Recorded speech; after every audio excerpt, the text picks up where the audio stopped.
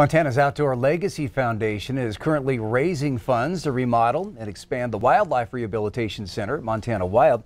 That remodel would allow for more access for visitors to the ambassador birds. MTN's John Riley has more on the important educational role these birds of prey have in the state.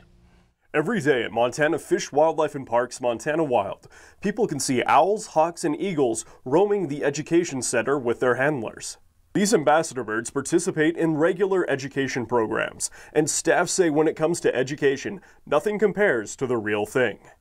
We have an enormous impact on, enormous beneficial effect on the public's knowledge of our wildlife, their appreciation, and therefore their support. The birds come to Montana Wild from the nearby Wildlife Rehabilitation Center. Originally constructed for the rehabilitation of bears, the center now sees around 100 birds each year who were injured in the wild. The goal is always to prepare the animal to be released back into the wild, but that's unfortunately not always possible. In some cases, after doing extensive work with them, we realize that they're just not going to be a good candidate for release. And in those cases, we will look at their disposition, their personality, and see if they would be a potential either ambassador bird for us here at Montana Wild or for another facility.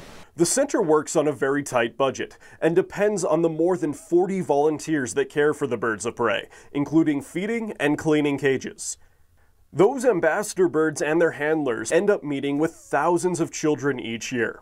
Although the birds will never return to the wild, staff say these animals will have a much greater impact on the species as a whole, by helping educate the next generation on how to be good stewards and what makes Montana's outdoors so great. You know, here at Fish, Wildlife and Parks, we're pretty fortunate. Many of us get outdoors, we recreate, but in some instances, especially with a lot of our youth, they're not getting that opportunity, and this gives them a chance to experience that animal and hopefully get excited about that species and conserving that species. Reporting in Helena, John Riley, MTN News.